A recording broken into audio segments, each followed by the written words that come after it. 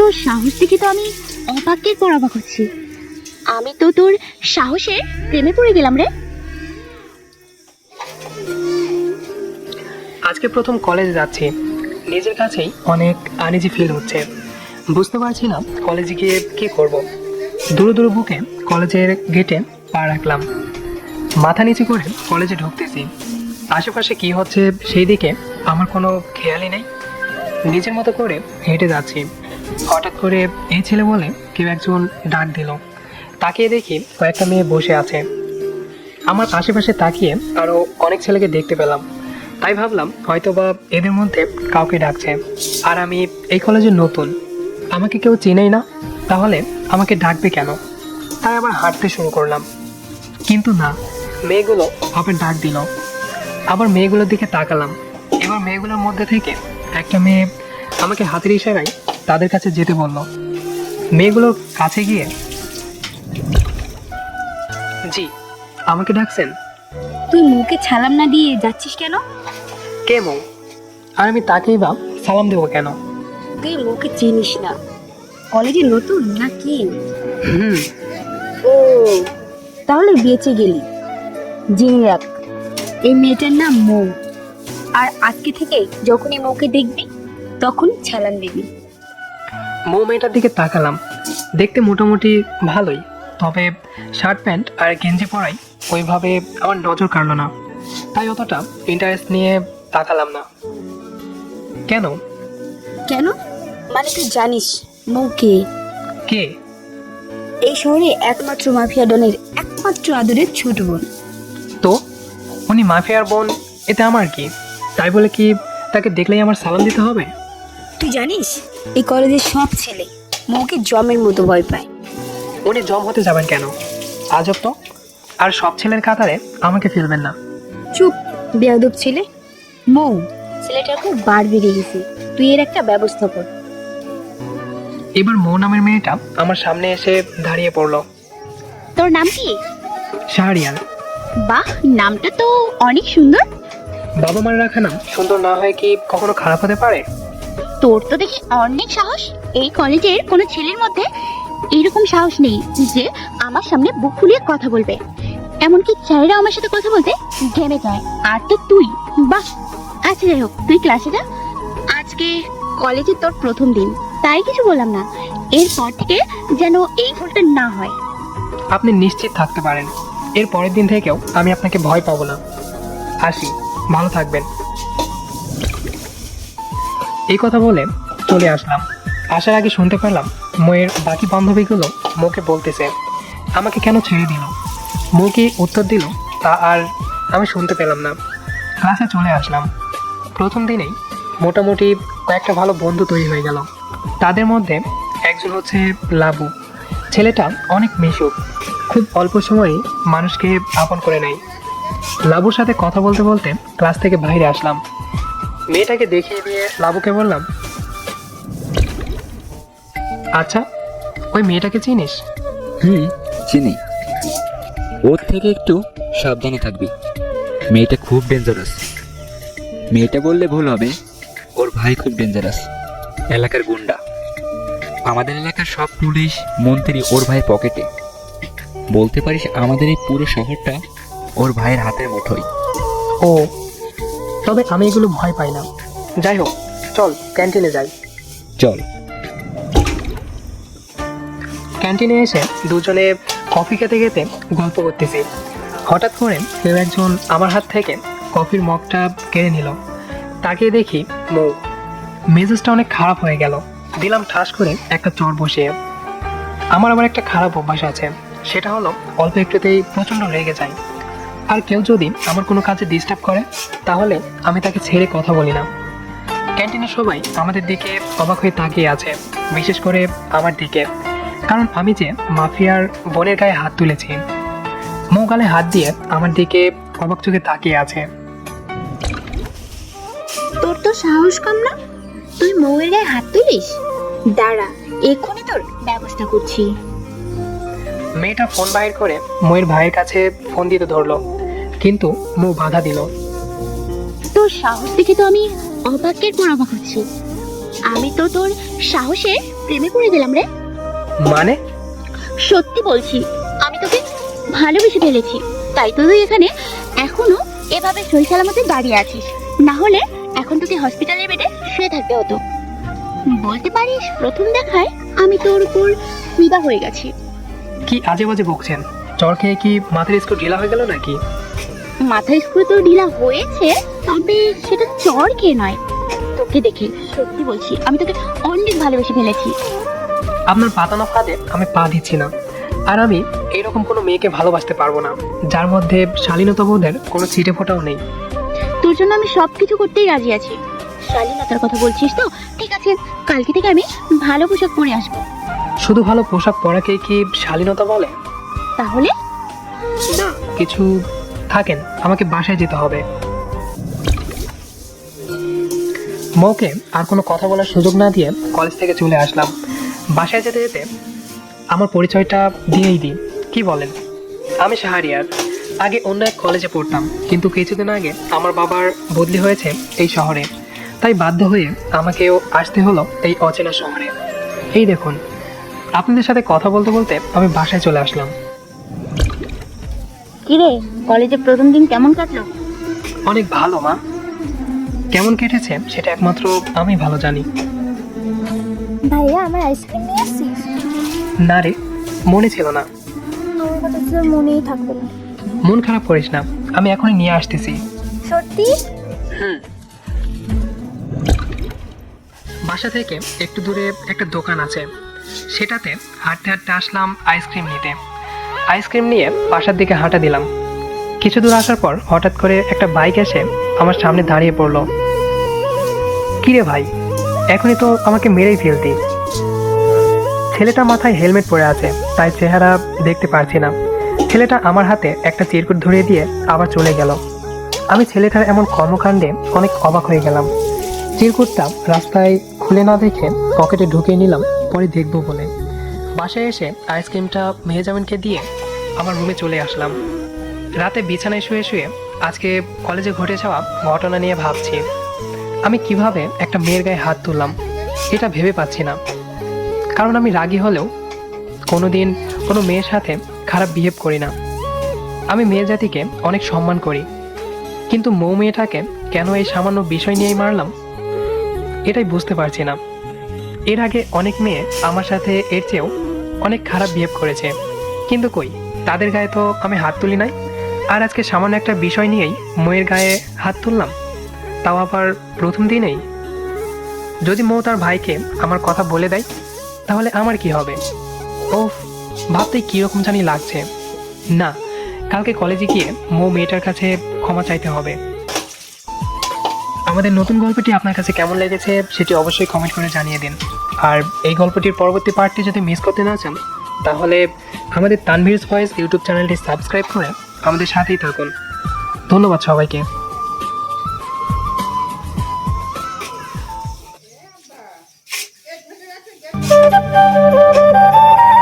তোকে পারতেই হবে। আমি কি করতে পারি নিশ্চয়ই সেটা এতক্ষণে বুঝতে পেরেছিস। পরের দিন সকালে কলেজের জন্য রেডি হচ্ছি, তখনই কালকে ছেলেটার দেওয়া চিরকুটটার কথা মনে পড়ে গেল। পকেট থেকে চিরকুটটা বাইর করে চেয়ারে বসলাম। চিরকুটটা খুলে দেখি একটা নাম্বার। চিন্তায় পড়ে গেলাম, এটা কার নাম্বার হতে পারে? আর আমাকেই ভাব ছেলেটা এটা দিল কেন? নাম্বারটা ডায়ালে তুলে কল দিব কিনা ভাবছি, অবশেষে দিয়েই দিলাম। কিছুক্ষণ রিং হওয়ার পর রিসিভ করলো।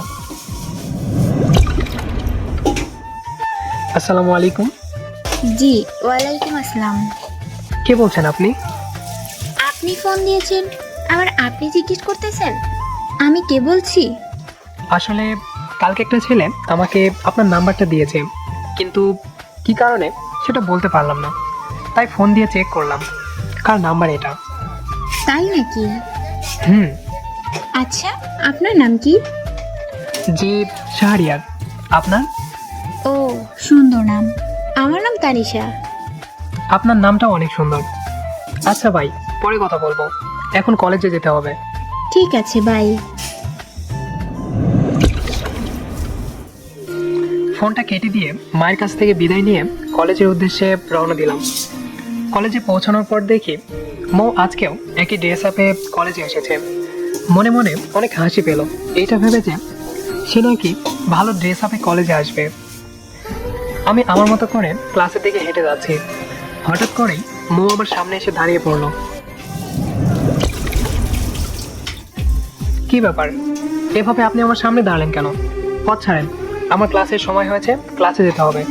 তোকে আজকে আর ক্লাসে যেতে হবে না, আজকে তুই আমার সাথে থাকবি। আমি আপনার সাথে যাব কি কারণে? আজও তোকে নিয়ে আমি মার্কেটে যাব আমার জামা কাপড় কিনতে, তাই তোকেও সাথে করে নিয়ে যাব। আপনি জামা কিনবেন, আমি যাব কেন?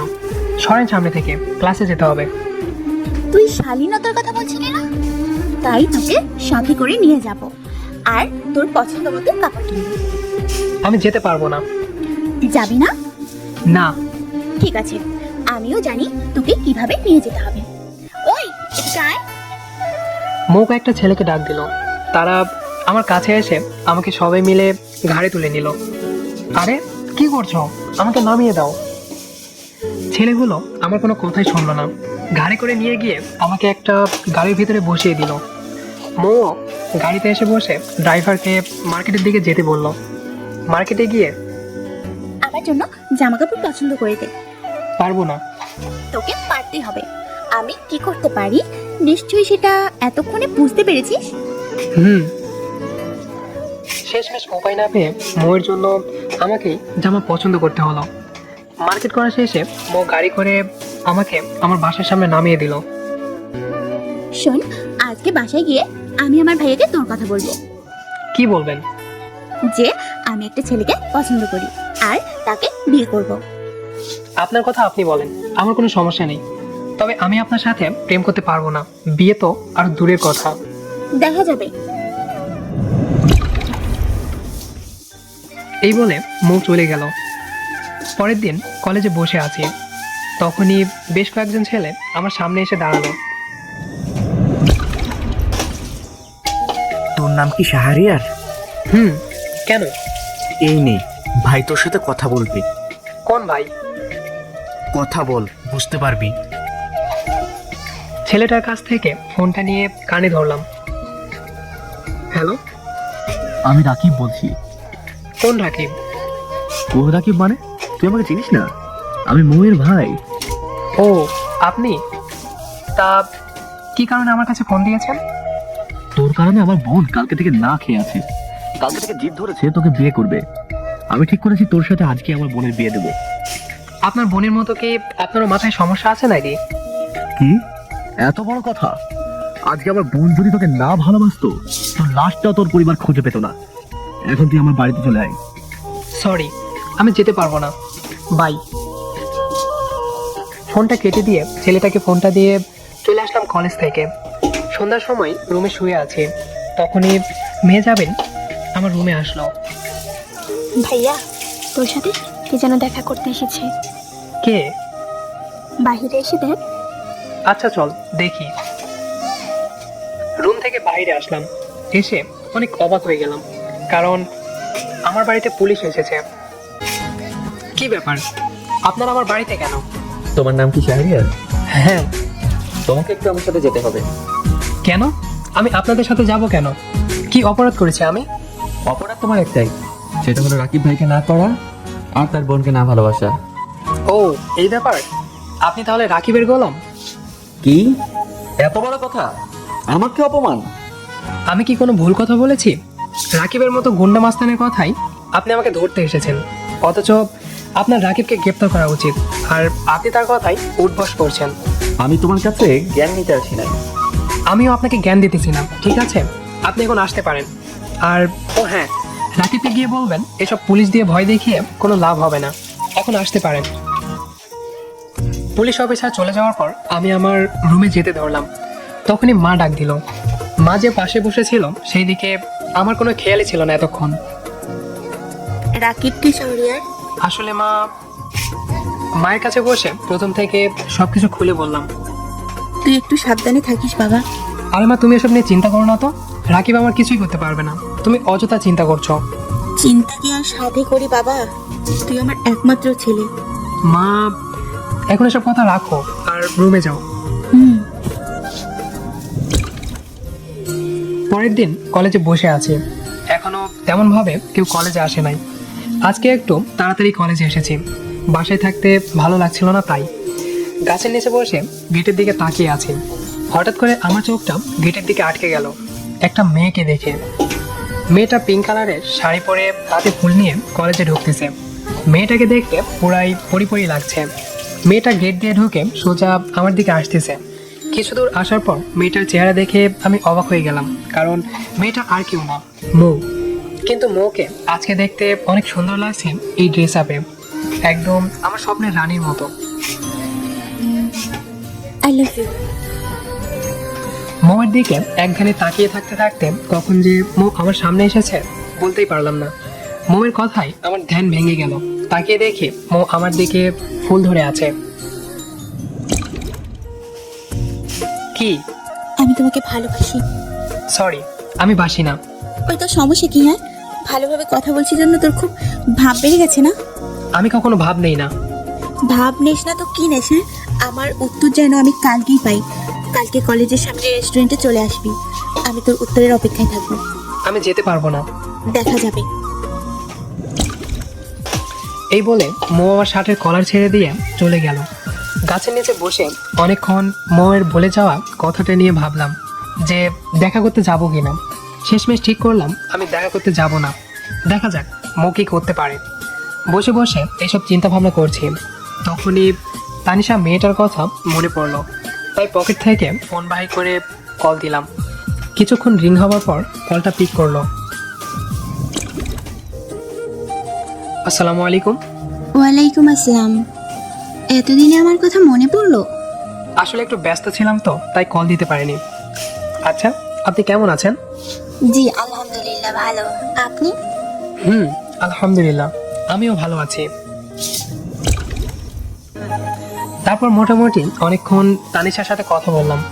অল্প সময়ের মধ্যেই তানিশার সাথে ভালো একটা সম্পর্ক তৈরি হয়ে গেল।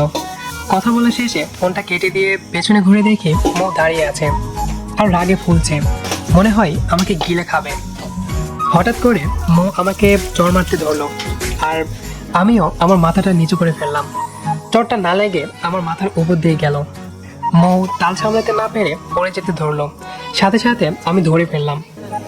ফলস্বরূপ আমার একটা হাত কোমরে আর একটা হাত মৌয়ের পিঠে চলে গেল। মেয়ের শরীরে স্পর্শ পেয়ে আমি কেঁপে উঠলাম, মনে হলো শরীর দিয়ে বিদ্যুৎ বয়ে গেল। মৌয়ের দিকে তাকিয়ে দেখি মৌয়েরও সেম অবস্থা। অনেকক্ষণ থেকে একধানে দুজনের চোখের দিকে তাকিয়ে আছি। আশেপাশে কি হচ্ছে সেদিকে আমাদের কোনো খেয়ালই নেই। আমার হুঁশ ফিরলে তাড়াতাড়ি মৌকে ছেড়ে দেয়। আমার কাছ থেকে ছাড়া পেয়ে মৌ দৌড় দিয়ে আমার সামনে থেকে চলে যায়। মানুষ এত নরম কি করে হয়? মৌয়ের শরীরটা একদম তুলোর মতো নরম। কথাটা আমি মনে মনে বললাম। পরের দিন কলেজের ক্লাসে বসে আছি। মৌ বারবার ফোন দিতেছে, কিন্তু আমি ফোন ধরছি না। বারবার ফোন দেওয়ায় শেষমেশ বিরক্ত হয়ে কলটা ধরলাম। তোমার সমস্যা কি? হ্যাঁ, আমি তোমার জন্য রেস্টুরেন্টে বসে আছি। থাকো, আমি যেতে পারবো না, বাই। মৌকে আর কিছু বলার সুযোগ না দিয়েই ফোনটা কেটে দিলাম। বিকেলে কলেজ থেকে বাসায় আসলাম। শাহরিয়ার, একটু মেহজাবিনের স্কুলে যা তো। এখনো মেয়েটা আসছে না কেন?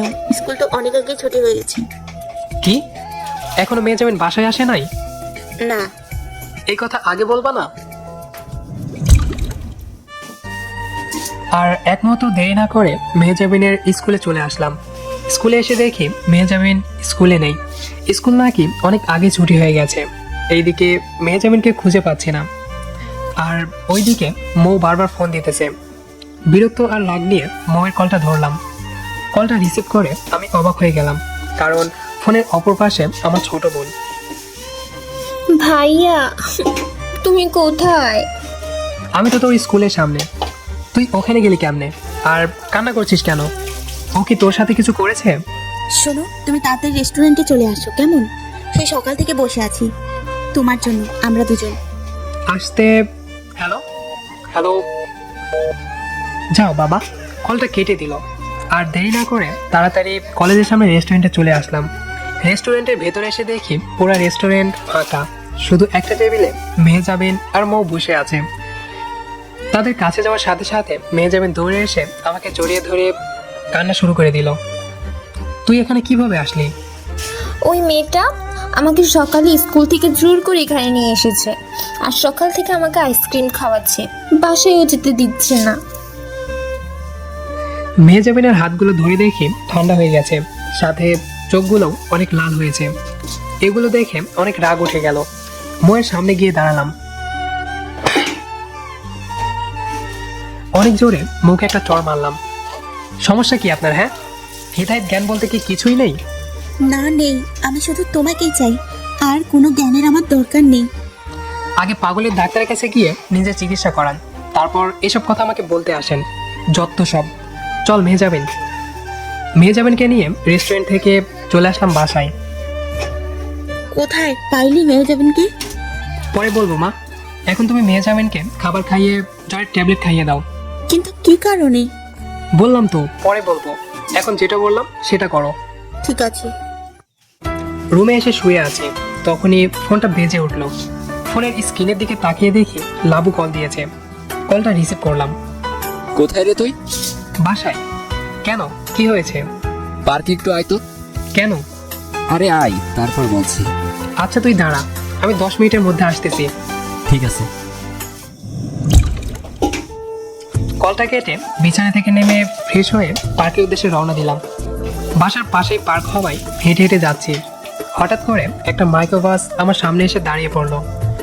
কোনো কিছু বুঝে ওঠার আগে 5 থেকে 7 জন ছেলে মাইক্রো থেকে নেমে আমাকে জোর করে মাইক্রোতে উঠিয়ে নিল। নিজেকে ছাড়ানোর জন্য অনেক চেষ্টা করলাম, কিন্তু ওরা 5-7 জন থাকায় তাদের সাথে পেরে উঠলাম না। কারা তোমরা, আর আমাকে এবার ধরে নিয়ে যাচ্ছ কেন? চুপচাপ থাকেন, একটু পর নিজেই বুঝতে পারবেন। 10 থেকে 15 মিনিট পর মাইক্রোটা একটা বাড়ির সামনে থামলো। ছেলেগুলো আমাকে মাইক্রো থেকে নামিয়ে বাড়ির ভেতরে নিয়ে আসলো। বাড়ির ভেতরে এসে আশেপাশে তাকিয়ে দেখি পুরো বাড়ির জিনিসপত্র তছনছ করা। মনে হয় এখানে একটু আগে যুদ্ধ হয়েছে। ভাই, নিয়ে এসেছি।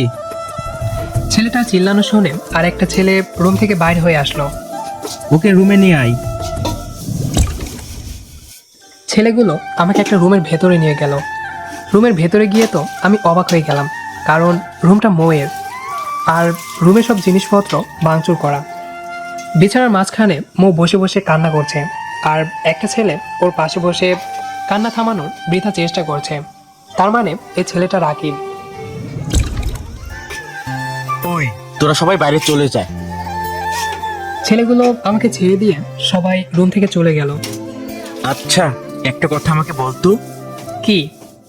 আমার বোনের মধ্যে কি কোনো কমতি আছে? দেখতে কি অসুন্দর? না। তাহলে তুই কেন আমার বোনকে মেনে নিচ্ছিস না? তোর কারণে আমার বোনটা বারবার কষ্ট পাচ্ছে। অনেক সহ্য করেছি, কিন্তু আর না। আমার বোনের দিকে তাকিয়ে তোকে এতদিন কিছু বলিনি, কিন্তু আজকে তোকে ছাড়ছি না। আজকে এখনই তোর আর আমার বোনের বিয়ে দিব। দেখি তুই কি করতে পারিস। তুই যদি কোনো প্রকার আপত্তি করিস, তাহলে তোর বাবা মা বোন কেউ আর এই দুনিয়াতে বেঁচে থাকতে পারবে না। এই বলে রাকিব রুম থেকে চলে গেল, আর আমি ধপাস করে মাথায় হাত দিয়ে বিছানায় বসে পড়লাম। রুমে শুধু আমি আর মৌ রয়েছি। মৌ বসে বসে কান্না করছে, আর আমি চিন্তা ভাবনা করছি বিয়েটা কোনোভাবে আটকানো যায় কিনা। মৌ আর চোখে বারবার আমার দিকে তাকাচ্ছে, আবার কান্নাও করছে। বসা থেকে দাঁড়িয়ে পড়লাম। মৌয়ের সামনে গিয়ে বললাম, বিয়েটা কি কোনোভাবে আটকানো যায় না? না। তাহলে আপনিও এটা জেনে রাখেন, আপনি আমার কাছে কোনোদিন স্ত্রীর অধিকার পাবেন না। আমার দরকার নেই, তোমাকে পেলেই হবে। 1 ঘন্টা ধরে রুমের ভেতরে পায়চারি করছি। রুম থেকেও বাহির হতে পারছি না। দরজার সামনে কয়েকটা ছেলে দাঁড়িয়ে আছে, আর ওইদিকে মৌ কান্না করেই যাচ্ছে, আর চোখে আমার দিকে তাকাচ্ছে। বুঝি না এত কান্না করে কি আছে, বিরক্ত ধরিয়ে দিয়েছে। এত কান্না করছেন কেন? হ্যাঁ, কান্না থামান। আমার ধমক শুনে মৌ কান্না থামিয়ে দিল। 20 মিনিট পর একটা মেয়ে এসে মৌকে বাইরে নিয়ে গেল। তার কিছুক্ষণ পর একটা ছেলে রুমে আসলো। বাইরে চলেন ভাইয়া, কাজে চলে এসেছে। রুম থেকে বাইরে এসে দেখি কাজী চলে এসেছে। সাথে রাখি আমার বাবা মা বোনকেও নিয়ে এসেছে। আমার মায়ের পাশে মৌ বসে আছে। মা এমন ভাব করছে মনে হয় এই বিয়েতে সে অনেক সে এই বিয়েতে অনেক খুশি। শেষমেশ বিয়েটা আর আটকাতে পারলাম না, মৌ আমাকে বিয়ে করেই ছাড়লো। কাজী যখন আমাকে কবুল বলতে বলেছিল, আমি 3 বার কবুল বলতে 10 মিনিট সময় নিয়েছিলাম। বিয়ে পড়ানোর শেষে কাজী চলে গেল। সোফায় ঘরে সবাই বসে আছি, আমার পাশে মৌ বসে আছে। আমার বোনটা আজকে থেকে তোমার আমানত। প্লিজ এমন কোনো কাজ করো না যার দরুন ও কষ্ট পায়। ছোটবেলায় বাবা মা মারা যাওয়ার পরে আমি ওকে কোলে পিঠে করে বড় করেছি, কখনো কোনো প্রকার কষ্ট ওর কাছে ঘেঁষতে দেয়নি। আশা করি তুমিও আমার বোনকে কোনো প্রকার কষ্ট দেবে না। যদিও বা তোমার এই বিয়েতে কোনো মত নেই, তবুও এখন থেকে মৌ তোমার স্ত্রী, এই কথাটা মনে রাখবে। তোমাকে এই ব্যাপারে কোনো টেনশন করতে হবে না মৌ। আজকে থেকে আমার বৌমা না, নিজের মেয়ে। মৌকে প্রথম দেখায় আমার অনেক ভালো লেগেছে, তাই তো আমি বিয়েটা হতে দিলাম। না হলে ছেলের মতের বিরুদ্ধে গিয়ে এই বিয়ে আমি কখনোই হতে দিতাম না। তুমি এসব ব্যাপার নিয়ে কোনো টেনশন করবে না। দেখি শাহরিয়ার কিভাবে মৌকে মেনে না নেয়। আপনাদের যে কি বলে ধন্যবাদ দিব বুঝতে পারছি না। আমি কোনো কথা বলছি না, চুপচাপ শুধু শুনে যাচ্ছি। এখন তাহলে আমরা আসি। এক্ষুনি চলে যাবেন? আচ্ছা ঠিক আছে। তারপর মৌকে নিয়ে জেলখানা মৌদের বাসা থেকে নিজেদের বাসায় ফিরে আসলাম। বিছানায় শুয়ে আছি, মৌ মায়ের রুমে আছে, এখনো আমার রুমে আসে নাই। মৌ আমার রুমে আসলো কিনা সেটা নিয়ে আমার কোনো মাথা ব্যথা নেই, কারণ আমি মৌকে স্ত্রী হিসেবে মানি না। কিছুক্ষণ পর মৌ ওড়না দিয়ে বড় একটা ঘোমটা টেনে রুমে আসলো। রুমে এসে যখনই আমার পা ধরে সালাম করতে যাবে, অমনি আমি পাটা সরিয়ে নিলাম। আমার এমন আচরণে মৌ মনে হয় অনেক অবাক হয়েছে, তাই তো মূর্তির মতো দাঁড়িয়ে আছে। এভাবে দাঁড়িয়ে আছেন কেন? যান সোফায় গিয়ে ঘুমিয়ে পড়েন। আমার কথা শুনে মৌ ঘোমটাটা সরিয়ে আমার দিকে ছলছল চোখে তাকালো। সোফায় ঘুমাবো মানে? এই সহজ কথা বুঝতে পারছেন না? আমি আপনাকে স্ত্রী হিসেবে মানি না, তাই আপনি আমার সাথে এক বিছানাতেও ঘুমাতে পারবেন না। তাই বললাম আপনি সোফায় গিয়ে ঘুমিয়ে পড়েন। কেন, আমার সাথে এমন কি করেছো? আমি তোমাকে সত্যি নিজের থেকেও বেশি ভালোবাসি। এসব মায়া কান্না করে কোনো লাভ হবে না। আমি আপনাকে স্ত্রীর অধিকার দিচ্ছি না, সরেন তো, আমি এখন ঘুমাবো। আমার ধমক শোনা মাত্রই মৌ আমার পা ছেড়ে দিয়ে দাঁড়িয়ে পড়লো। ও হ্যাঁ, আরেকটা কথা, এসব ব্যাপার নিয়ে আপনার ভাইয়ের কাছে যদি কোনো প্রকার বিচার নিয়ে যান তাহলে কিন্তু খুব খারাপ হবে। আপনাকে একেবারে ডিভোর্স দিয়ে দিব। এখন এই কম্বলটা নিয়ে শুয়ে পড়েন। আমার কথা মতো মৌ সোফায় গিয়ে শুয়ে পড়লো। আমিও সব চিন্তা ভাবনা বাদ দিয়ে ঘুমের রাজ্যে হারিয়ে গেলাম। মধ্যরাতে কারো গুনগুন করে কান্না করার শব্দ শুনে ঘুমটা ভেঙে গেল। রুমের আশেপাশে তাকিয়ে কান্নার উৎপত্তি স্থলটা খুঁজতে লাগলাম। যখনই সোফার কাছে গেলাম বুঝতে পারলাম মৌ মুখে কাপড় গুঁজে কান্না করছে। মৌয়ের মুখ থেকে কাপড়টা সরিয়ে দিলাম। আমার অমন আচমকা উপস্থিতি হয়তো বা মৌ কখনোই আশা করে নাই, তাই ধরফরিয়ে সোফা থেকে উঠে বসলো। তুমি? হ্যাঁ আমি। এভাবে কান্না করছেন কেন? আপনার কান্না করার জন্য যে আমি ঘুমোতে পারছি না সেদিকে কি কোনো খেয়াল আছে? আমার ধমক শুনে মৌ মাথা নিচু করে ফেললো। চুপচাপ ঘুমোতে পারলে ঘুমান, না হলে আমার রুম থেকে চলে যান। আমি চুপচাপ ঘুমাবো। ঠিক আছে, ঘুমিয়ে পড়েন, আর যেন কোনো প্রকার কান্না শব্দ আমি না পাই। কথাগুলো বলে বিছানায় এসে শুয়ে পড়লাম। সোফায় তাকিয়ে দেখি মৌ আমার বিপরীত দিকে মুখ করে শুয়ে আছে, আর শরীরটা হালকা নড়ছে। তার মানে মৌ এখনো ফুপিয়ে ফুপিয়ে কান্না করছে। করুক, তাতে আমার কি? আমার ঘুমে ডিস্টার্ব না হলেই হলো। কিছুক্ষণ শুয়ে থাকার পর আবার ঘুমের রাজ্যে হারিয়ে গেলাম। পরের দিন সকালে গভীর ঘুমে তলিয়ে আছি। হঠাৎ করে মনে হলো কেউ একজন আমার শরীর ধরে ঝাঁকি মারছে, তাই আস্তে আস্তে চোখটা খুলে তাকালাম। তাকিয়ে দেখি মৌ। মেজাজটাই খারাপ হয়ে গেল। কি হয়েছে? হ্যাঁ, এত সকালে ডাকছেন কি কারণে? আমি কি আপনাকে ডেকে দিতে বলেছি? মা ডাকতেছে, সবাই তোমার জন্য নিচে অপেক্ষা করছে। ঠিক আছে, আপনি নিচে যান, আমি আসতেছি। আমার কথা শোনা মাত্রই মৌ দৌড় দিয়ে রুম থেকে চলে গেল। বিছানা থেকে উঠে ফ্রেশ হয়ে নিচে আসলাম। এসে দেখি খাবার টেবিলে সবাই আমার জন্য অপেক্ষা করছে। প্রতিদিনের নাই আজকেও নাস্তায় পরোটা আর ডিম ভাজি খাচ্ছি। তোর বউ তো কিছু রান্না করতে পারে না, তাই আর তোর বউয়ের হাতের রান্না খাওয়া হলো না। কোনোদিন যেন খাওয়াও না লাগে, যত সব। কি রে, কি মিনমিন করছিস? না কিছু না। ও হ্যাঁ মৌ, তুমি আজকে থেকে আমার কাছে রান্না শিখবে, কেমন? ঠিক আছে মা। তাড়াতাড়ি খাবার খেয়ে রুমে চলে আসলাম। রুমে এসে বাইরে যাওয়ার জন্য রেডি হচ্ছি, তখনই মৌ রুমে আসলো। তুমি কি কোথাও যাচ্ছ? আমি কোথায় যাচ্ছি আর কোথায় না যাচ্ছি সেটা নিয়ে আপনাকে ভাবতে হবে, যত সব। এই বলে বাসা থেকে চলে আসলাম। বাসায় থাকতে তেমন ভালো লাগছে না, বিরক্ত বিরক্ত লাগছে, তাই বাইরে চলে আসলাম। সকাল থেকে দুপুর পর্যন্ত শহরের এইদিক ওদিক একা একাই ঘুরে বেড়ালাম। এর মধ্যে মৌ 2বার ফোন দিয়েছিল, 2বারই আমি ধমক দিয়ে ফোনটা কেটে দিয়েছি। শহরের এদিক ওদিক ঘোরাফেরা করে দুপুরে বাসায় ফিরে আসলাম। কি রে, কোথায় গেছিলি? বাইরে ঘুরতে। তোর যে বিয়ে হয়েছে এইটা কি মাথায় আছে? না নেই। কেন নেই কেন? মা, আমি এই বিয়ে মানি না, তাই আর এই সম্পর্কে আমি কোনো কথা বলতে চাইতেছি না। দেখ বাবা, যা হবার হয়েছে, তুই মৌকে মেনে নে। সত্যি মৌ তোকে অনেক ভালোবাসে।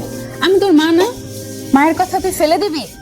মা, বললাম না এই বিষয় নিয়ে আমি কোনো কথা বলতে চাচ্ছি না। মাকে আর কোনো কথা বলার সুযোগ না দিয়ে রুম থেকে চলে আসলাম। রুমে এসে দেখি মৌ বিছানায় শুয়ে আছে। আমাকে দেখার সাথে সাথেই মৌ বিছানা থেকে উঠে পড়লো। কোথায় গেছিলে তুমি? কি হলো, কথা বলছো না যে? আমি মৌয়ের কথার কোনো জবাব না দিয়ে বাথরুমে ফ্রেশ হতে গেলাম।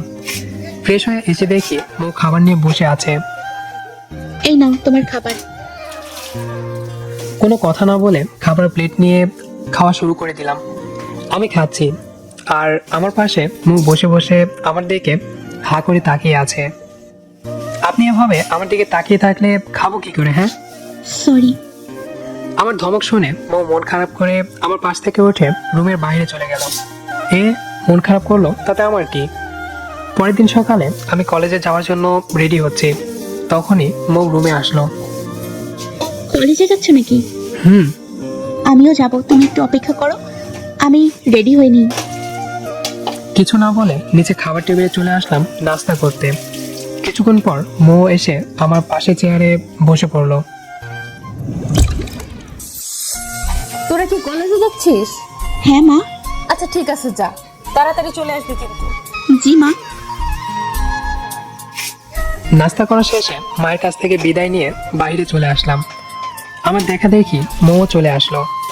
বেশ কিছুক্ষণ থেকে বাসার সামনে দাঁড়িয়ে আছি, কিন্তু কোনো খালি রিক্সা পাইতেছি না। অনেকক্ষণ দাঁড়িয়ে থাকার পর একটা খালি রিক্সার দেখা মিলল। এই মামা, যাবা নাকি? কোথায় যাবেন মামা? কলেজে। ঠিক আছে, ওঠেন মামা। রিক্সায় উঠে পড়লাম। যখনই মৌ রিক্সায় উঠতে যাবে অমনি আমি বলে উঠলাম, আপনি অন্য রিক্সা দিয়ে কলেজে যান, এই রিক্সায় যেতে পারবেন না। মামা চলেন। আমার এমন ব্যবহারে মনে হয় মৌ অনেক কষ্ট পেয়েছে। মৌয়ের চোখের কোণে হালকা জলের ফোঁটা দেখতে পেলাম। মনে হয় কান্না করে দিবে। দিলে দিবে, তাতে আমার কি? কলেজে গিয়ে কিরে মামা, কি শুনতেছি এগুলা? তোর নাকি মোর সাথে বিয়ে হয়েছে? তোর বিয়ে হয়েছে ভালো কথা, কিন্তু তোরা দুজন একই রিক্সা না এসে আলাদা আলাদা রিক্সা আসলে কেন? অন্য আর কোনোদিন বলবো, আজকে বাদ দে সব কথা, চল ক্লাসে যাই। আচ্ছা ঠিক আছে, চল। ক্লাস শেষ করে মৌকে না নিয়েই বাসায় চলে আসলাম। কে রে, মৌ কোথায়? জানি না, মনে হয় কলেজে আছে। জানিস না মানে? তোর সাথে না মৌ কলেজে গেল, তুই মৌকে না নিয়ে কলেজ থেকে চলে আসলি কি কারণে? হ্যাঁ, মা, আমার ভালো লাগছিল না, তাই সোজা বাসায় চলে আসলাম। আমিও তো কিছু বুঝি না, তুই এখন কলেজে গিয়ে মৌকে নিয়ে আসবি। মা। মামা করে লাভ নাই, যা বললাম তাই কর। শেষমেশ উপায় না পেয়ে আবার কলেজে ফিরে আসলাম। এসে দেখি মৌ তার বান্ধবীদের সাথে বসে আড্ডা দিতেছে। চলেন বাসায় যাই, মা ডাকতেছে। এত জরুরি তলব কেন তুলা ভাই? রিয়া কি বলছিস, চুপ কর। তুই চুপ থাকতো।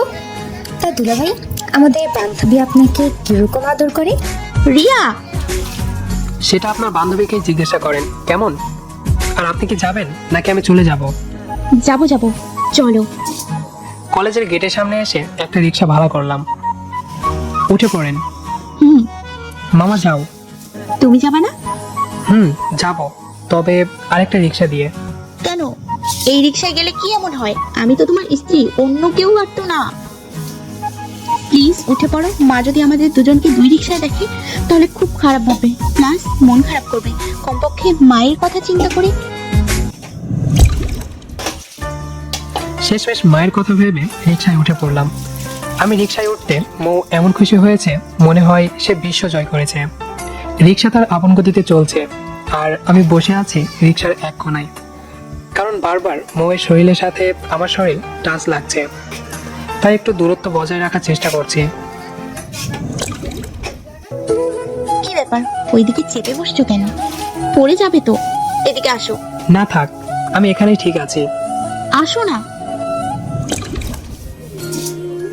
রিক্সায় বসে আছি, হঠাৎ করে রিক্সার একটা চাকা রাস্তায় থাকা ছোট ছোট গর্তের মধ্যে পড়ে গেল, যার ফলে রিক্সাটা অনেক জোরে ধাক্কা মারলো। আর আমি ধাক্কা সামলাতে না পেরে আমি মৌয়ের গালে গিয়ে কিস করে ফেলি। এমন আকম্পিক ঘটনার জন্য আমরা দুজনেই প্রস্তুত ছিলাম না। মৌ লজ্জায় মাথা নিচু করে আছে, আর আমি কি একটা অবস্থা। বাসার কাছে এসে যখন রিক্সাটা থামলো, মৌ আর এক সেকেন্ডও দেরি না করে রিক্সা থেকে নেমে দৌড় দিয়ে বাসার ভেতরে চলে গেল। আমি রিক্সার ভাড়া মিটিয়ে ভেতরে আসলাম। এখন কিভাবে নিয়ে আসতে পারলি?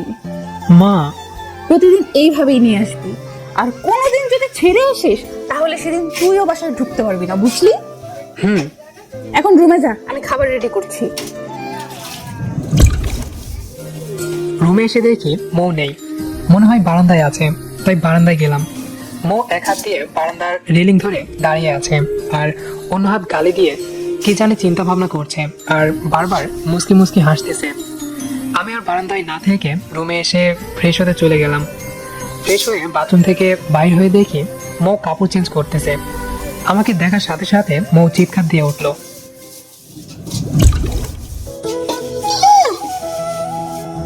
তাড়াতাড়ি মৌয়ের কাছে গিয়ে আমার হাত দিয়ে মুখটা চেপে ধরলাম। চুপ করেন, কি করছেন? এভাবে চিল্লাচিল্লি করলে আশেপাশের মানুষ কি ভাববে বলুন তো? কি, আপনার কথা কিছু বুঝতেছি না তো। এবার মৌ হাত দিয়ে মুখ থেকে আমার হাতটা সরিয়ে দিল। এইভাবে কেউ কারো মুখ চেপে ধরে?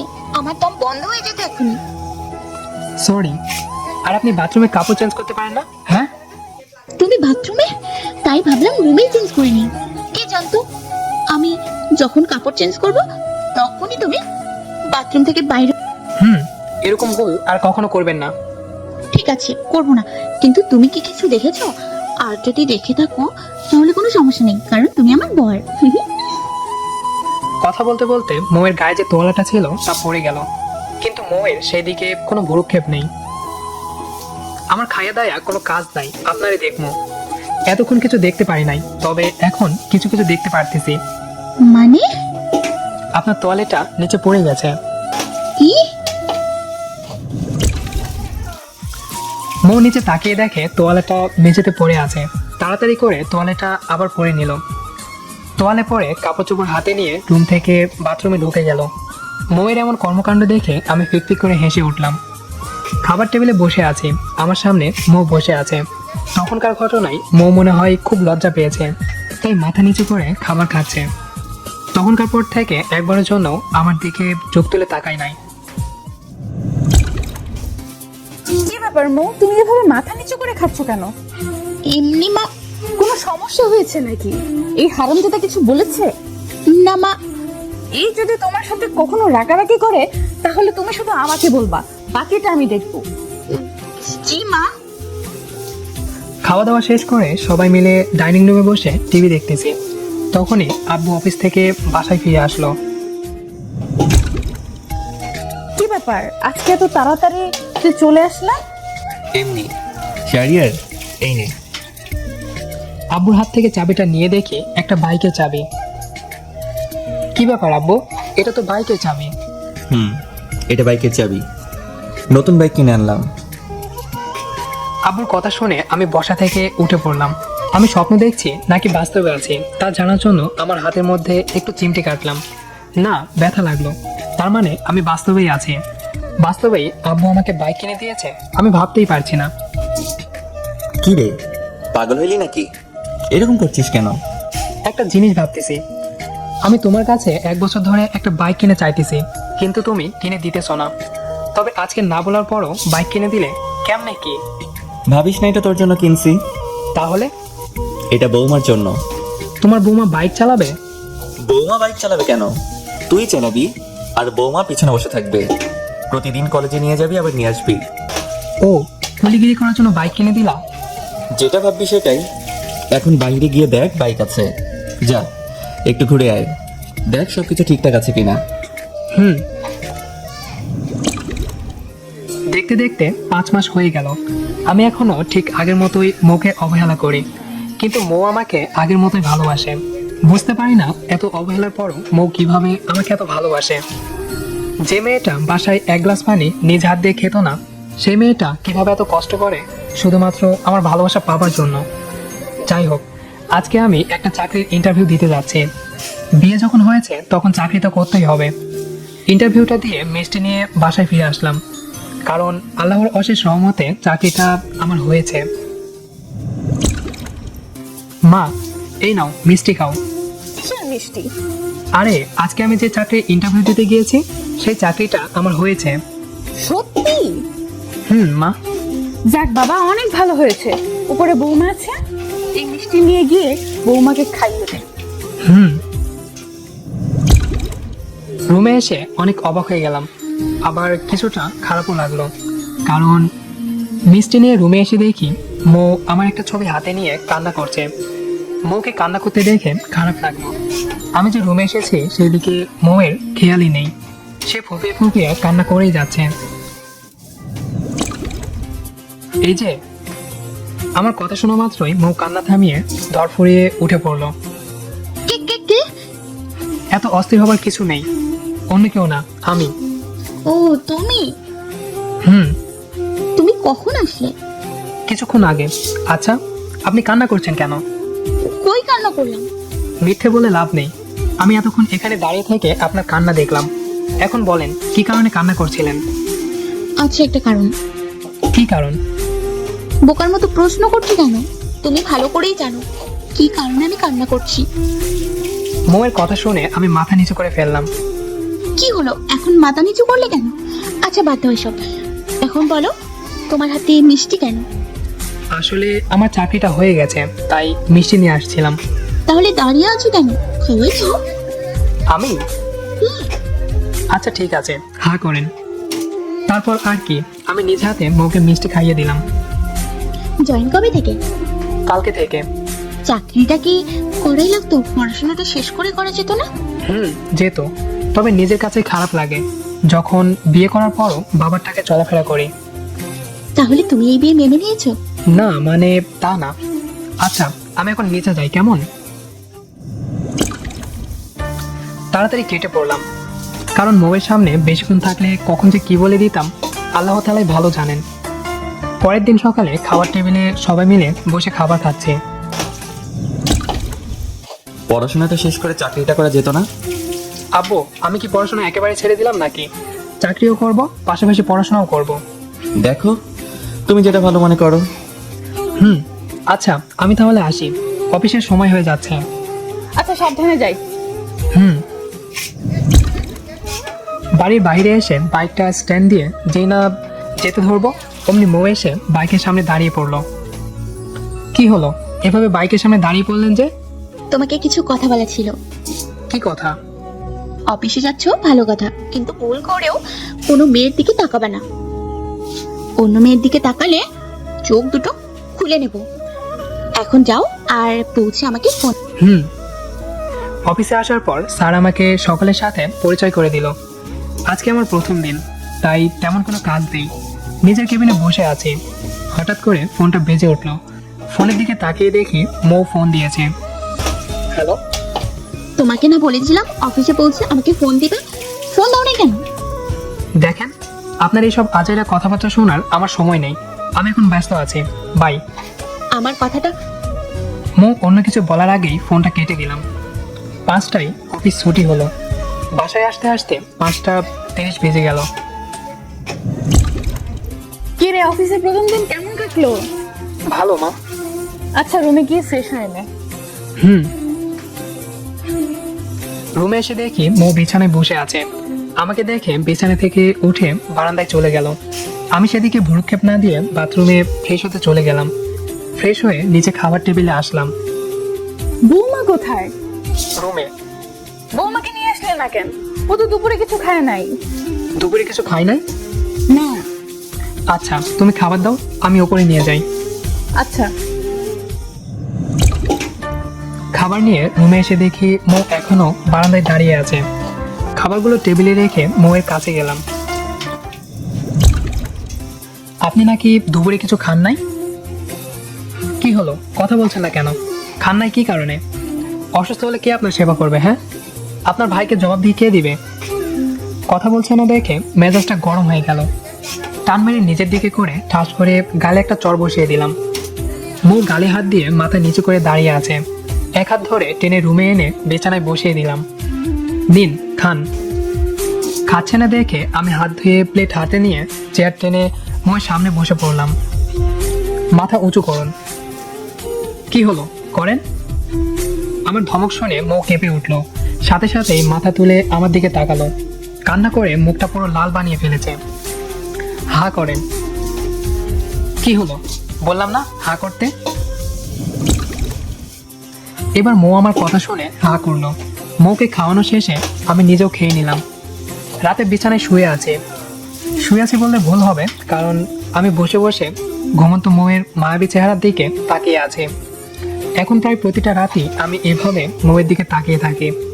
হ্যাঁ, আমিও মৌকে ভালোবেসে ফেলেছি, কিন্তু এখনো বলে উঠতে পারিনি। আমি বুঝতে পেরেছি মৌ আমাকে তার জীবনের থেকেও বেশি ভালোবাসে। পরের দিন আজকে দুপুরে আমি তোমার জন্য খাবার নিয়ে আসবো। অফিসের জন্য রেডি হচ্ছিলাম, তখনই মৌ এসে কথাটি বলল। মানে? মানে হলো তুমি দুপুরে বাইরে খাবার খাবে না, বাসা থেকে আমি খাবার নিয়ে যাব। তার কোনো প্রয়োজন নেই। প্রয়োজন আছে কিনা সেটা আমি ভালো করে জানি। বলেছি নিয়ে যাব তো নিয়ে যাবই। আপনার ইচ্ছে। এই বলে অফিসে চলে আসলাম। নিজের কেবিনে বসে অফিসের কিছু কাজ করছি। কেবিনের দেয়াল থাই গ্লাস দিয়ে তৈরি হয়, আশেপাশে কি হচ্ছে সেটা খুব ভালো করেই দেখা যায়। তা আমার সামনে রিয়া নামের একটা মেয়ের ডেস্ক। অনেকক্ষণ থেকে দেখছি মেয়েটার ডেস্কে বসে এক ধ্যানে মোবাইলের দিকে তাকিয়ে আছে। চেয়ার থেকে উঠে রিয়ার ডেস্কের সামনে গেলাম। রিয়া এক ধ্যানে ফোনের দিকে তাকিয়ে আছে। আমি যে ডাকছি সেই দিকে খেয়ালই নেই। রিয়া। জি জি স্যার। আপনি একটু আমার কেবিনে আসুন তো। জি স্যার। আমি কেবিনে আসার পর কিছুক্ষণ পর রিয়াও আসলো। স্যার আসতে পারি? আসেন, বসেন। ধন্যবাদ স্যার। স্যার আমাকে কি কারণে ডাকলেন? একটা কারণ আছে। আমি অনেকক্ষণ থেকে লক্ষ্য করছি আপনি এক ধ্যানে মোবাইলের স্ক্রিনের দিকে তাকিয়ে আছেন। কি কোনো সমস্যা? না, কোনো সমস্যা নেই। সমস্যা তো নিশ্চয় আছে, কারণ আমি কালকেও এই বিষয়টা লক্ষ্য করেছি। আসলে স্যার বলেন। আসলে স্যার আমি একটা ছেলেকে 6 বছর যাবৎ ভালোবাসি, কিন্তু ছেলেটা আমাকে ভালোবাসে না। তারপর? আমি যখনই একাকিত্ব অনুভব করি তখনই ছেলেটার ছবির দিকে তাকিয়ে থাকি। কিছুক্ষণ তাকিয়ে থাকলে একাকিত্ব বোধ দূর হয়ে যায়। কে সেই দুর্ভাগা যে আপনার ভালোবাসাকে বারবার উপেক্ষা করছে? আমি কি তাকে দেখতে পারি? জি স্যার, এই নিন।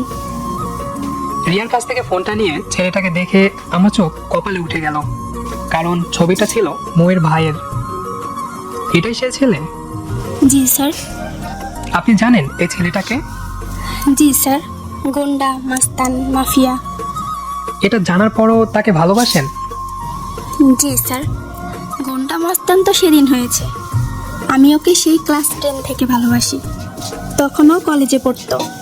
গুন্ডা মাস্তান হলে কি হবে, ওর মনটা অনেক ভালো।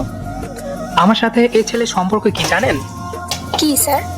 ইনি আমার সম্বন্ধী, মানে ওয়েট, তাহলে আপনি মেবি সেই ছেলে যাকে মৌ আপু ভালোবেসে বিয়ে করেছে।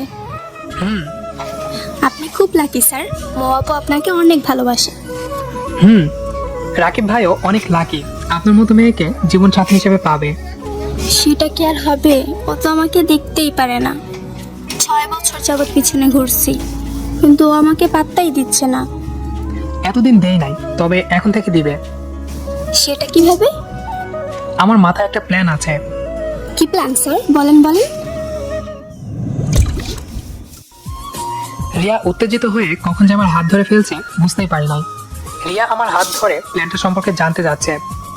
এমন সময় দুপুরের খাবার নিয়ে মৌ আমার কেবিনে আসলো। মৌ কেবিনে ঢুকেই রিয়া আমার হাত ধরেছে দেখে চিল্লায়ে উঠলো। ভাগ্য ভালো রুমটা সাউন্ড প্রুফ ছিল, না হলে অফিসের সবাই চিল্লানো আবার শুনতে পেত। ওই বজ্জাত মেয়ে, তুই আমার বয়ের হাত ধরছিস কেন? আরে আমার কথা শোনেন। তুমি চুপ থাকো, তোর সাহস তো কম না, আমার বয়ের হাত ধরছিস। আজকে তোকে মৌ রিয়াকে চর মারতে ধরলো। আমি সাথে সাথেই মৌয়ের হাতটা ধরে ফেললাম। আর একটু দেরি হলেই রিয়া চর খেয়ে বসতো।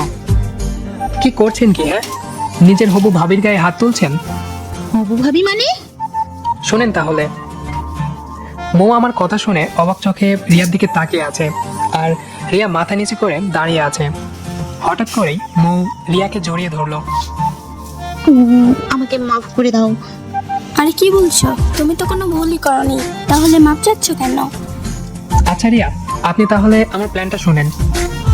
বলেন। তারপর আমার প্ল্যানটা সম্পর্কে বললাম। সিক্রেট প্ল্যান, তাই আপনাদের এই বিষয়ে না জানলেও চলবে। তুমি আমাকে টোপ হিসেবে ব্যবহার করবে? আপনার ভাইয়ের ভালোর জন্য এটুকু করতে পারবেন না? পারবো, আমার টুকটুকে ভাবি আর ভাইয়ার জন্য সব করতে পারবো। ভালো। আচ্ছা রিয়া, আপনি তাহলে এখন আপনার কাজে যান। রিয়া চলে যাওয়ার পর, এই যে নাও তোমার খাবার, আসো আমি তোমাকে নিজে হাতে খাইয়ে দিই। না থাক, লাগবে না, আমার হাত আছে, আমি নিজেই খেতে পারবো। আমার কথা শুনে মৌ মুখটা অন্ধকার করে ফেললো। হয়তোবা এই উত্তরটা মৌ আমার কাছ থেকে আশা করে নাই। আচ্ছা তুমি খাও, আমি বাসায় চলে যাই। মৌ এই কথা বলে চলে যেতে ধরলো। মৌ যখন চলে যেতে ধরলো, আমি তখন বলে উঠলাম, এই যে কি? আমি আপনাকে যেতে বলছি। না, তাহলে যাচ্ছেন কেন? আমি এখানে থেকে কি করব? কাজ আছে, এখানে এসে বসে পড়েন। কি কাজ? আগে আসেন তো, তারপর বলছি। এবার মৌ ফিরে এসে আমার সামনে চেয়ারে বসে পড়লো। এই নিন। এগুলো দিয়ে কি করব? প্লেটটাতে বক্স থেকে খাবারগুলো বাড়েন। এই নাও। এবার হাত ধুয়ে আমাকে খাইয়ে দেন। এত অবাক হবার কিছু নেই, খাইয়ে দিলে দেন, না দিলে চলে যান। আমি দিচ্ছি। হুম। এই নাও। আমার মুখের সামনে মৌ খাবারটুকু ধরার সাথে সাথেই আমি গপ করে খেয়ে নিলাম। এই প্রথমবার মৌয়ের হাতে খাচ্ছি, অনেক ভালো লাগছে। কয়েক লোকমা খাবার খাওয়ার পর, আপনি খেয়েছেন? না, কেন? এমনি বাসায় গিয়ে খাবো তাই। এতক্ষণ পর্যন্ত না খেয়ে আছেন? রাগ করছো কেন? বাসায় গিয়ে খেয়ে নেবো তো। না, এখনই খান। না, বাসায় গিয়ে খাবো। খাবার প্লেটটা আমাকে দেন। কেন? আপনাকে আর আমাকে খাওয়াতে হবে না, প্লেটটা দেন। আমার কথা শুনে মৌ মন খারাপ করে প্লেটটা আমার দিকে এগিয়ে দিল। প্লেট থেকে এক মুঠা খাবার তুলে নিয়ে মৌয়ের মুখের সামনে ধরলাম। নেন, হা করেন। কি ব্যাপার, হা করেন?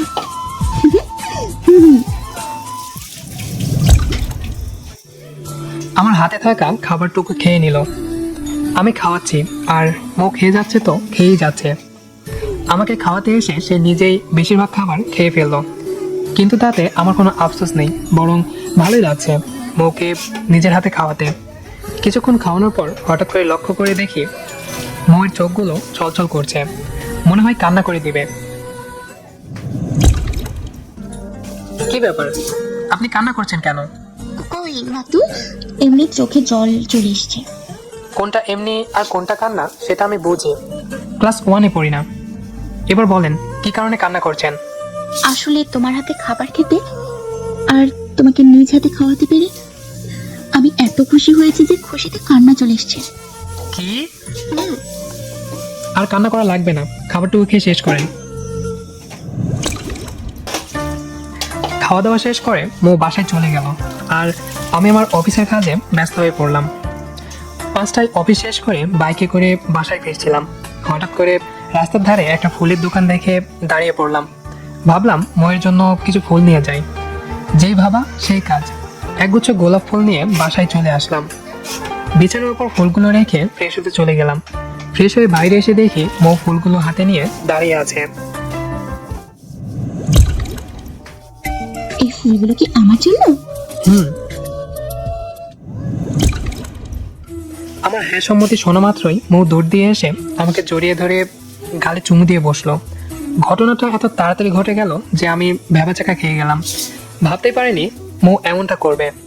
মৌ হয়তো ভাবতে পারে নাই যে সে এমনটা করবে। মৌ লজ্জা পেয়ে আমাকে ছেড়ে দিয়ে দৌড় দিয়ে রুম থেকে বাইরে হয়ে চলে গেল, আর আমি গালে হাত দিয়ে বিছানায় বসে পড়লাম। অনেক বড় একটা শখ খেয়েছি, আর খাবোই না বা কেন। এই প্রথম মৌ আমাকে জড়িয়ে ধরলো, আবার চুমুও খেলো। রাতে বিছানায় শুয়ে আছি, আর আজকে সারাদিন আমার সাথে ঘটে যাওয়া ঘটনাগুলো নিয়ে চিন্তা ভাবনা করছি, বিশেষ করে ওই চুমুটার কথা। আপনাদেরকে তো আরেকটা কথা বলতে ভুলেই গেছি, সেটা হলো মৌ কিন্তু এখন আমার সাথে একই বিছানায় ঘুমায়। চুমুটা নিয়ে চিন্তা ভাবনা করতে করতে কখন যে মৌ এসে আমার পাশে শুয়ে পড়েছে বলতেই পারি না। মৌ আমার বিপরীত দিকে মুখ করে শুয়ে আছে, এটা দেখে মনটা খারাপ হয়ে গেল। কারণ মৌয়ের ঘুমন্ত চেহারাটা না দেখলে আমার ঘুম আসে না। বলতে পারেন এখন ওটা আমার ঘুমের ওষুধ। কি ব্যাপার, ওইদিকে মুখ করে শুয়ে আছেন কেন? আমার দিকে হয়ে শুয়ে পড়েন। আপনার ঘুমন্ত মায়াবী চেহারাটা না দেখলে যে আমার ঘুম আসে না। এই কথাটা বলে জিও ভাই কামড় দিয়ে বসলাম, কারণ কি বলতে কি বলে ফেলেছি নিজেও জানি না। বলার পর টের পেলাম যে আমি সবকিছু মৌয়ের সামনে বলে ফেলেছি। আমার কথা শোনা মাত্রই মৌ শোয়া থেকে উঠে পড়ে আমার দিকে চোখ বাঁকা করে তাকালো। কি বললে তুমি? কই কিছু না তো। না না, তুমি কিছু একটু বলেছো যা আমি স্পষ্ট শুনতে পেরেছি। আপনার শুনতে মনে হয় ভুল হয়েছে। আপনি ঘুমান, আমি একটু বারান্দায় যাই কেমন? তাড়াতাড়ি বারান্দায় চলে আসলাম, না হলে মৌয়ের কথার জালে জড়িয়ে যেতে হতো। বারান্দায় দাঁড়িয়ে দাঁড়িয়ে খোলা আকাশের দিকে তাকিয়ে আছি। হঠাৎ করে মৌ বারান্দায় এসে আমাকে পেছন থেকে জড়িয়ে ধরলো। আমাকে লুকিয়ে লুকিয়ে দেখো কেন? সামনে দেখতে পারো না? আমি তো তোমারই। আমি জানি তুমিও আমাকে ভালোবাসতে শুরু করেছো, কিন্তু বলতে পারছো না। কি বলবো বুঝতে পারছি না, কারণ মৌ যা বলছে সবই সত্যি।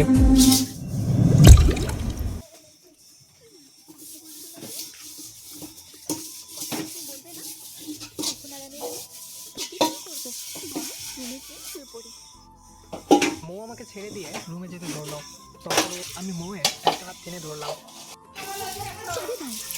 এত পাকনামো করেন কেন? পাকনামো কখন করলাম? এই যে পাকনামো করে চলে যাচ্ছেন। তুমি কথা বলছো না দেখছিলাম। কথা না বললেই চলে যেতে হবে? আচ্ছা এখন বলেন দেখি কত কথা আপনি বলতে পারেন। তুমি আমাকে ভালোবাসো তাই না? আপনি কি আমার আচরণে বুঝতে পারেন না ভালোবাসি কিনা? হ্যাঁ বুঝতে পারি, কিন্তু তোমার মুখ দিয়ে শুনতে চাই। ও আচ্ছা, তাহলে শুনেন, আমি আপনাকে ভালোবাসি।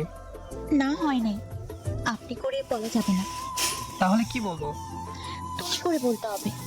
আমি তোমাকে ভালোবাসি, এবার ঠিক আছে? আমিও তোমাকে অনেক ভালোবাসি। আচ্ছা, আমি যদি তোমাকে মেনে না নিতাম তাহলে তুমি কি করতে? আমার বিশ্বাস ছিল তুমি কোনো না কোনো একদিন আমাকে মেনে নেবে, তাই কখনোই বিষয় নিয়ে ভাবা হয়নি। বাহ, এত আত্মবিশ্বাস! চলো রুমে যাই, ঘুমাতে হবে, কালকে আবার অফিস আছে। ভাবলাম আজকে সারা রাত গল্প করব। তাহলে আমার অফিস? দরকার হলে কালকে যাবে না? আচ্ছা তুমি যখন বলছো ঠিক আছে, কালকে যাব না। এবার খুশি? এই জন্য তো তোমাকে আমি এত ভালোবাসি।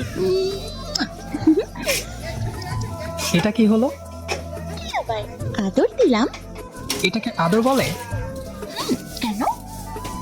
মৌয়ের ঠোঁটে হালকা করে কিস দিয়ে বললাম, আমি তো জানতাম এইটাকে আদর বলে। যা ফাজিল, এটাকে কিস বলে। ওমা তাই? এটাকে কিস বলে? তাহলে তো আবারও দিতে হয়। মুয়া। পুরো কথাটা বলার আগেই আমার ঠোঁট দিয়ে মৌয়ের ঠোঁটগুলো বন্ধ করে দিলাম। 1 মিনিট পর ছেড়ে দিয়ে আমিও হাঁপাচ্ছি, সাথে মৌ হাঁপাচ্ছে। এতক্ষণ ধরে কেউ কিস করে? আমি করি। জানো, কয়েকদিন আগে মা আমাকে জিজ্ঞেস করেছিল কি? তারা নাতি নাতনির মুখ কবে দেখবে। তা তুমি কি বললে? কি আর বলতাম, চুপ করে দাঁড়িয়েছিলাম। ও ঠিক আছে, কালকে বলবে 1 বছর পর তারা নাতি নাতনির মুখ দেখতে পারবে। সেটা কিভাবে? দাঁড়াও দেখাচ্ছি। এই বলে মুখে কোলে তুলে নিলাম। রুমে গিয়ে বাকিটা ইতিহাস। পরের দিন সকালে ঘুম থেকে উঠে ঘড়ির দিকে তাকিয়ে অবাক হয়ে গেলাম, কারণ 11টা বাজে। মুখের দিকে তাকিয়ে দেখি সে গভীর ঘুমে আচ্ছন্ন হয়ে আছে। মৌ, মৌ, কি হয়েছে, ডাকতেছো কেন? ঘড়ির দিকে একবার তাকিয়ে দেখো কয়টা বাজে। আমার কথা শুনে মৌ ঘড়ির দিকে তাকালো। সব তোমার জন্য। মা মনে হয় অনেকবার আমাদেরকে ডেকেছে। এখন বাবা মা কি ভাববে বলো তো? আমার জন্য মানে? না তো কি, কালকে সারা রাত দুষ্টুমি করেছো। আমি করেছি আর তুমি মনে হয় কিছু করো নাই। এক হাতে কখনো তালি বাজে না, এটা জানো তো? এখন ঝগড়া করবে নাকি ফ্রেশ হতে যাবে? চলো। এই বলে মুখে কোলে তুলে নিলাম। আরে আরে, আমাকে কোলে নিলে কেন? কেন আবার? গোসল করতে যাব তাই। দুজনে একসাথে গোসল করবো? বিকেলে মৌ আর আমি রাকিব ভাইয়ের সাথে দেখা করতে যাচ্ছি বাইকে করে, রিমের ব্যাপারটা নিয়ে কথা বলতে। আমি যা যা বলেছি মনে আছে তো?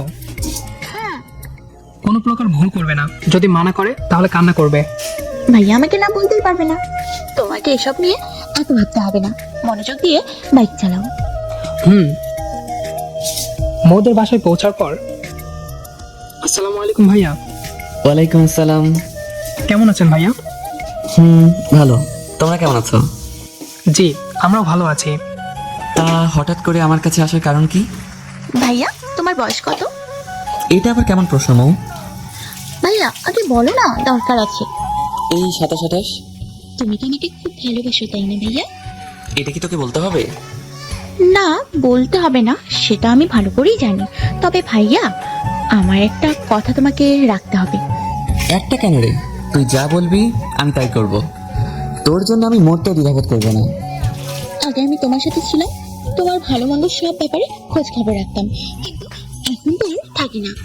তোমাকে যে আদর যত্ন করবে এমন কেউ বাসায় নেই, তাই বলছিলাম কি তুমি বিয়েটা করে ফেলো, বয়সও তো কম হলো না। বিয়ে? তাও আবার আমি? কেন ভাইয়া? আমি গুন্ডা মাস্তান, আমাকে কে বিয়ে করবে? তুমি একবার শুধু রাজি হও, বাকিটা আমি দেখছি।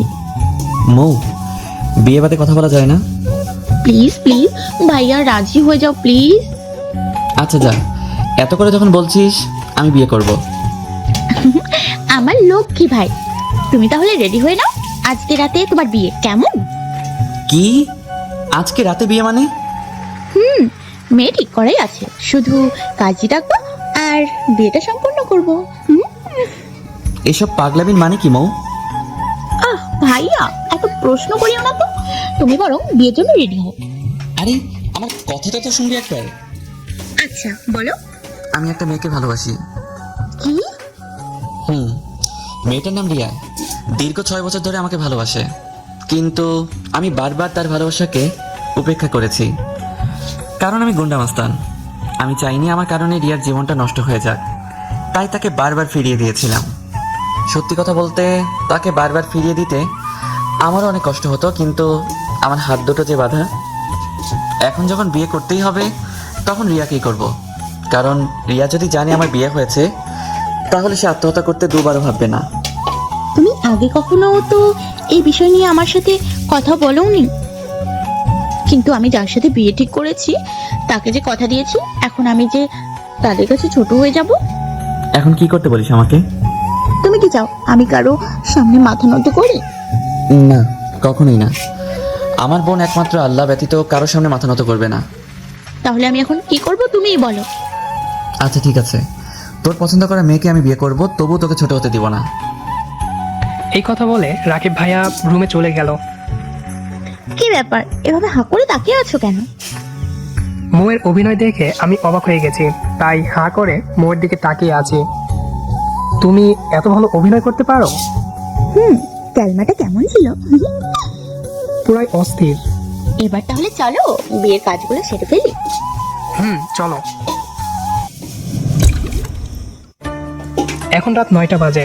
রাকিব ভাই আর আমি কাজী অফিসে বসে আছি, আর মৌ রিয়াকে নিয়ে আসতে গেছে। 10 মিনিট পর মৌ রিয়াকে নিয়ে কাজী অফিসে উপস্থিত হলো। সাথে রিয়ার বাবা মাও আছে।